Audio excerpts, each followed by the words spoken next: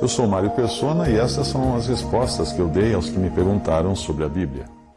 É sempre bom relembrar, no versículo 5 de Colossenses 1, por causa da esperança que vos está reservada nos céus, não aqui na terra, mas no céu, e sempre lembrando que essa esperança é a mesma coisa que nós dissemos a respeito da fé. A nossa fé está numa pessoa, em Jesus Cristo.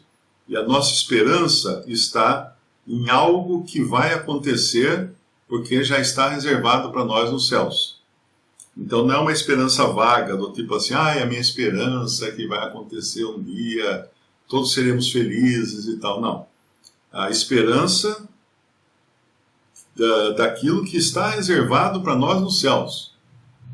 Todas as bênçãos espirituais nos lugares celestiais em Cristo. Então tudo aponta para Cristo, né? A nossa fé, a nossa esperança, tudo aponta para Cristo. Daí quando ele fala da qual já antes ouvistes pela palavra da verdade do Evangelho, que já chegou a vós como também está em todo o mundo, e já vai frutificando, como também entre vós desde o dia em que ouvistes e conhecestes a graça em verdade, a graça de Deus em verdade. Então a nossa esperança, o que nós sabemos, o que nós cremos, chegou até nós pelo Evangelho. Não chegou até nós por nossa conclusão. Eu estudei muito, então eu cheguei a esta conclusão de que é assim, assado, vai acontecer isso, vai acontecer aquilo. Não. Nós ouvimos a mensagem do Evangelho, a palavra de Deus, que nos foi pregada por alguém, porque Deus usa homens para pregar a sua palavra. E o Espírito Santo, então, veio e confirmou essa palavra em nossos corações, porque senão ela teria entrado por um ouvido e saído pelo outro, se não fosse pela obra do Espírito Santo em confirmar essa palavra nos nossos corações. E esses que nos pregaram a partir da palavra de Deus, que a gente nunca deve esquecer, que é baseada em fatos, e em testemunhas oculares. Se você pega o começo do Evangelho de Lucas, Lucas não foi um que andou com Jesus. Ele não teve oportunidade de estar entre os discípulos de Jesus, pelo menos até onde nós sabemos. Ele vem depois.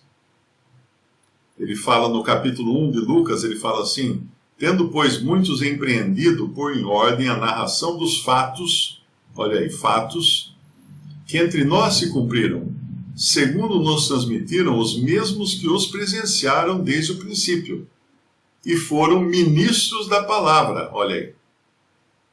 Eles ministraram a palavra baseada em fatos, baseada nas coisas que eles viram. Aí ele fala, pareceu-me também a mim conveniente descrevê-los a ti, excelente Teófilo, por sua ordem, havendo-me já informado minuciosamente de tudo desde o princípio. Então ele não estava dando um tiro no escuro, ele não estava falando assim, olha gente, eu vou dizer o que eu acho do que esses ministros do Evangelho estão falando por aí. Não. Ele está se baseando em fatos. A nossa fé é baseada em fatos que nos foram transmitidos a partir, começando com os que vivenciaram essas coisas e testificaram dessas coisas. Mas sem a mão do Espírito Santo para nos confirmar tudo isso nos nossos corações, nada disso vale. E quando nós lemos lá em 1 João, o que o apóstolo João fala, logo no princípio, 1 João capítulo 1, versículo 1, o que era desde o princípio, o que ouvimos, o que vimos com os nossos olhos, o que temos contemplado, e as nossas mãos tocaram da palavra da vida, porque a vida foi manifestada e nós a vimos, e testificamos dela, e vos anunciamos a vida eterna que estava com o Pai e nos foi manifestada. O que vimos e ouvimos, isso vos anunciamos, para que também tenhais comunhão conosco, e a nossa comunhão é com o Pai e com o seu Filho, Jesus Cristo. Estas coisas vos escrevemos para que o vosso gozo se cumpra. Então repare que nada é inventado. Tudo baseado em fatos. Claro que a revelação, o Espírito Santo revelou essas coisas também aos seus discípulos, como Paulo fala lá em 1 Coríntios, capítulo 2, versículo 4, a minha pregação e a minha palavra, a minha pregação não consistiram em palavras persuasivas de sabedoria humana, mas em demonstração de espírito e de poder, para que a vossa fé não se apoiasse em sabedoria dos homens, mas no poder de Deus. Todavia falamos sabedoria entre os perfeitos, não porém a sabedoria deste mundo, nem dos príncipes deste mundo, que se aniquilam, mas falamos sabedoria de Deus, oculta em mistério, a qual Deus ordenou antes dos séculos para a nossa glória, a qual nenhum dos príncipes deste mundo conheceu, porque se a conhecessem, nunca crucificariam o Senhor da glória.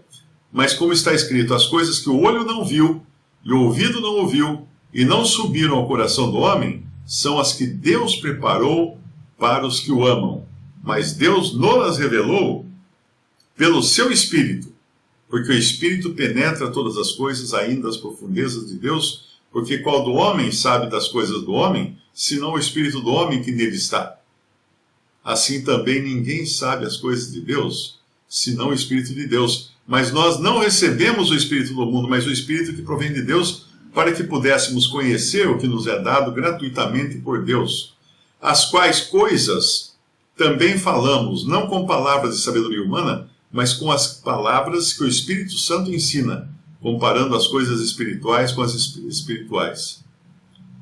Então ele deixa claro aqui que existe essa outra faceta do Evangelho, que é das coisas espirituais, além daquele lado que Lucas fala, que é das coisas que ele viu e os ministros do Evangelho viram e ouviram e vivenciaram, como João também testemunha disso.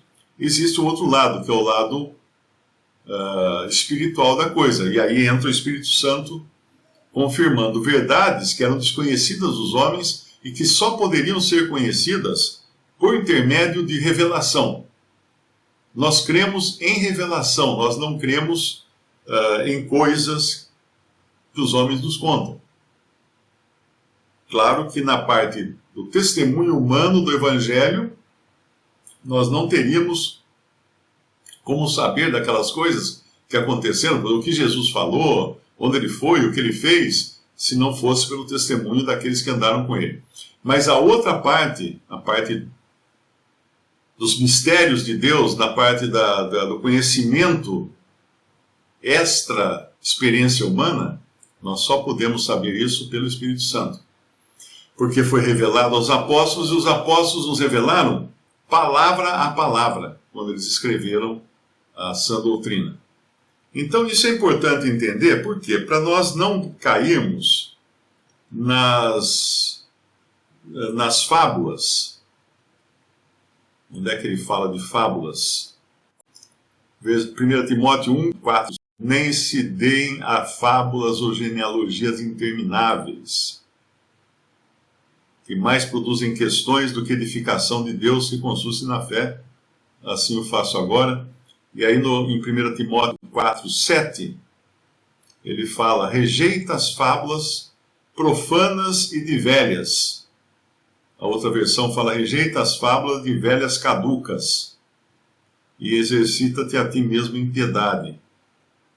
Aí no 2 Timóteo capítulo 4, ele fala no versículo 3, porque virá tempo em que não suportarão a sã doutrina, mas tendo comichão nos ouvidos, amontoarão para si doutores, conforme as suas próprias concupiscências, e desviarão os ouvidos da verdade, voltando às fábulas.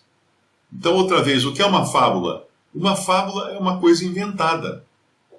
É uma coisa que não tem consistência nenhuma. Por exemplo, Eu acredito que existiu a Bela Adormecida. Isso é uma fábula. Eu acredito em... Como é que chama? Aqueles cavalinhos que tem um chifre na testa? Em unicórnios. Em fadas e unicórnios. Isso é fábula. Tudo bem, você pode até acreditar nessas coisas, mas não existem. Fábulas e unicórnios, não existem. Fadas, né? Fadas. Existem espíritos malignos que muitos povos antigos tomavam como, eles chamavam de elementais, né? Espíritos da natureza, que atrapalhavam a vida dos seres humanos ou ajudavam a vida dos seres humanos. Isso eles acreditavam. Porque existem manifestações espirituais e espíritos imundos. A Bíblia está cheia disso, né? A gente sabe. Mas qualquer coisa que é inventada pelo homem é fábula. É fábula. Inclusive quando numa outra live eu falei que nada é impossível, né? Deus falou, não foi eu que falei. Que ele fala em Gênesis, depois da Torre de Babel, ele fala: agora não haverá impedimento para coisa alguma que eles pretenderem fazer. Porque o homem é muito bom nisso, o homem é muito criativo, o homem é muito engenhoso. Então o próprio Deus admitiu que não haveria limites para as obras humanas. E está aí, você está olhando aí, você vê a ciência chegou em pontos hoje que a gente não acredita, até que existem coisas que eles estão descobrindo, né? Quem tinha um celular quando começou, lançaram o primeiro celular, e quem tem um celular hoje fica abismado de ver a evolução de uma coisinha do equipamento em tão poucos anos, né? Porque o homem realmente é muito capaz. É muito capaz. Então, uma pessoa que me contestou a respeito de eu falar de viagens espaciais, satélite, né? Fala assim: esse cara acredita em satélite. Acredita em satélite? O satélite está lá, olha para cima, você vê ele passando lá, né? Ele está lá, né? Isso não é acreditar. Isso são fatos, isso são testemunhos de pessoas que trabalham nessa indústria aeroespacial e que dão testemunho do seu trabalho, coisas que elas estão vivenciando todos os dias, né? Então não são fábulas, não são crenças em algum canal de um adolescente que mora com a mãe que criou lá umas teorias conspiratórias, não é isso? Isso sim são fábulas, né? Então é muito importante entender que nós devemos crer em fatos. E quando nós cremos em fatos, nós devemos perguntar: mas quem foi que narrou esses fatos? Foi fulano de tal, tá? Que trabalha em tal empresa ou tal. Tá, bom. Se ele está mentindo é outra história, mas que ele narrou os fatos, eu só posso acreditar nos fatos que ele narrou. Certo? Porque o mecanismo de se aceitar o que está na Bíblia é crer nos fatos. É crer nos fatos. O Espírito Santo é que nos dará a certeza daquilo que está por detrás dos fatos, das manifestações espirituais, sobrenaturais que tem na Bíblia. Mas, a princípio, o Evangelho nos é transmitido a partir de fatos que aconteceram há 2000 anos. Cristo veio, Cristo morreu, Cristo ressuscitou. Esses são os fatos, isso é o Evangelho, e Paulo fala disso, né? No capítulo 15, quando ele fala: também vos notifico, irmãos, no versículo 1, o Evangelho que já vos tenho anunciado, o qual também recebestes e no qual também permaneceis, pelo qual também sois salvos, se o retiverdes tal como vos tenho anunciado, se não é que cresces em vão, ou seja, escutou por aqui e saiu por aqui, não é? Porque primeiramente vos entreguei o que também recebi, que Cristo morreu por nossos pecados, segundo as Escrituras. Que Escrituras ele está falando? Do Antigo Testamento, porque elas já anunciavam que viria um Cordeiro que iria tomar os nossos pecados sobre si. E depois, no versículo 4, e que foi sepultado e que ressuscitou ao terceiro dia, segundo as Escrituras. Isso é o Evangelho. E se você quiser uma coisa mais completa, é só ir em Atos capítulo 10, quando Pedro prega o Evangelho para Cornélio, Atos 10, 36. A palavra que ele enviou aos filhos de Israel, anunciando a paz por Jesus Cristo, este é o Senhor de todos. Esta palavra, vós bem sabeis, veio por toda a Judéia, começando pela Galiléia, depois do batismo que João pregou. Como Deus ungiu a Jesus de Nazaré com o Espírito Santo e com virtude, o qual andou fazendo bem e curando a todos os oprimidos do diabo, porque Deus era com ele. E nós somos testemunhas de todas as coisas que fez, tanto na terra da Judéia como em Jerusalém, ao qual mataram, pendurando-o no madeiro. A este ressuscitou Deus no terceiro dia e fez que se manifestasse, não a todo o povo, mas às testemunhas que Deus antes ordenara, a nós que comemos e bebemos juntamente com ele, depois que ressuscitou dentre os mortos. Então veja, tudo isso são fatos. São fatos. Tem até um filme por aí, eu não cheguei a ver, nem pretendo, mas eu li um resumo do que é a história, que fala que é um centurião, logo depois da morte e ressurreição de Cristo, e que Jesus aparece ressuscitado para esse centurião. E ele acaba se convertendo por causa disso, né? Não está falando de Paulo. Paulo, nós sabemos que realmente aconteceu isso. Mas quando ele fala aqui, ó, no versículo 40, a esse ressuscitou Deus ao terceiro dia e fez que se manifestasse, não a todo o povo, mas as testemunhas que Deus antes ordenara, a nós que comemos e bebemos juntamente com ele, depois que ressuscitou dentre os mortos. E nos mandou pregar ao povo e testificar que ele é o que por Deus foi constituído o juiz dos vivos e dos mortos. E a este dão testemunho todos os profetas de que todos os que nele creem receberão o perdão dos pecados pelo seu nome. Quando Pedro termina de falar isso, cai o Espírito Santo sobre todos os que escutaram essa palavra. Repare que aqui tem todos os elementos essenciais do Evangelho e do evangelismo, né? Que é que Deus escolheu a Jesus, ungiu a Jesus com o Espírito Santo, com virtude, quando ele é batizado e vem o Espírito Santo sobre ele, né? Com poder. Andou pela terra fazendo bem, curando as pessoas, etc. Foi morto no madeiro, ressuscitou ao terceiro dia, e Deus fez que ele seja o juiz dos vivos e dos mortos. Isso é o Evangelho também. Morte, ressurreição, juízo. Então, quando nós cremos em fatos revelados pela palavra de Deus, que foi vivenciada pelos apóstolos e profetas do Novo Testamento. Não cremos em fábulas. Hoje alguém me procurou e falou: Mário, o que é aquela religião lá? Igreja do Deus Todo-Poderoso e não sei o que e tal. Eu falei: fuja. Ah, por quê?